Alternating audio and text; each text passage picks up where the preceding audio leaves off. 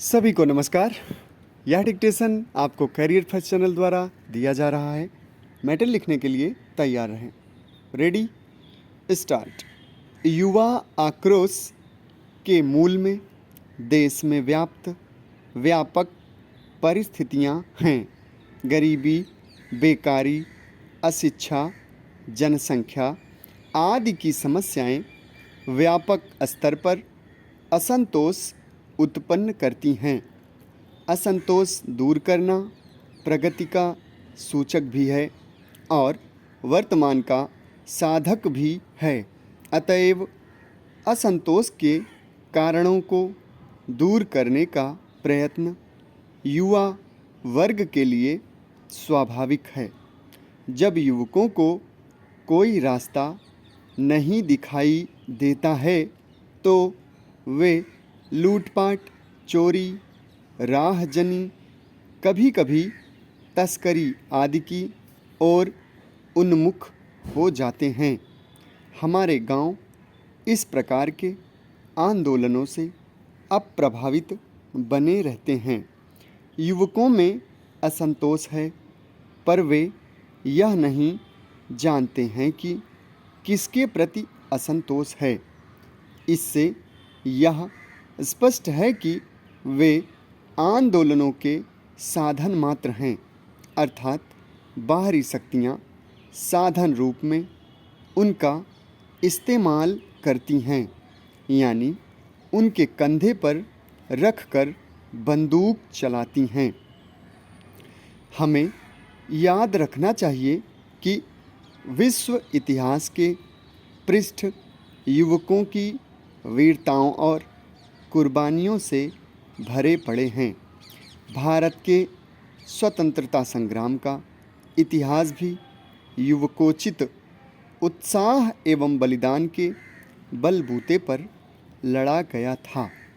जवाहरलाल नेहरू, सुभाष चंद्र बोस, भगत सिंह, चंद्रशेखर आज़ाद, लाल बहादुर शास्त्री, अशफाक उल्लाह खां, श्रीमती विजय लक्ष्मी पंडित, सरोजिनी नायडू आदि ने अपनी जवानी को स्वतंत्रता देवी की वेदी पर बलिदान किया था। हम यह भी महसूस करते हैं कि बुद्धिजीवियों की उपेक्षा के कारण राजनीति इतनी दूषित हो गई है। बुद्धिजीवियों एवं अच्छे लोगों को राजनीति में रुचि लेकर अपने चिंतन द्वारा वातावरण के प्रदूषण को कम करने का प्रयत्न करना चाहिए। वास्तव में पराजय और नैराश्य उन्हीं की मानसिक स्थिति होती है जिनके सपने सतही होते हैं तथा वे आस्था एवं अनुभव की गहराई से नहीं जन्म लेते। जिनके मन में आदर्श के प्रति सदा दुविधा और संशय रहा है, वही लोग यथार्थ के पहले ही थपेड़ों से झटका पाकर नैराश्य और पराजय की भावना के शिकार हो जाते हैं। हालांकि यह भी ठीक नहीं है कि हमारे सभी सपने मिथ्या हो गए।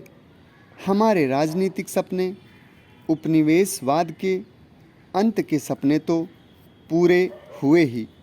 यह जरूर है कि एक न्यायपूर्ण समाज के सपने पूरे नहीं हो सके, लेकिन यह युवा वर्ग की ही जिम्मेदारी है कि इसे आगे बढ़ाए। आने वाली सदी को गुजरी हुई 2 सदियों से जब साम्राज्यवाद का बोलबाला था, जोड़ने वाली कड़ी का यही सपना है कि पश्चिम का वर्चस्व समाप्त हो और विश्व के मंच पर पूरब के देश अपनी उचित भूमिका और जिम्मेदारी निभाएं। संपूर्ण विश्व के आर्थिक संसाधनों को अपने हित में उपयोग करने वाली औपनिवेशिक व्यवस्था का विखंडन एक ऐतिहासिक प्रक्रिया थी। इसका पहला कदम था पूर्वी देशों द्वारा राजनीतिक संप्रभुता की प्राप्ति। समाप्त। धन्यवाद।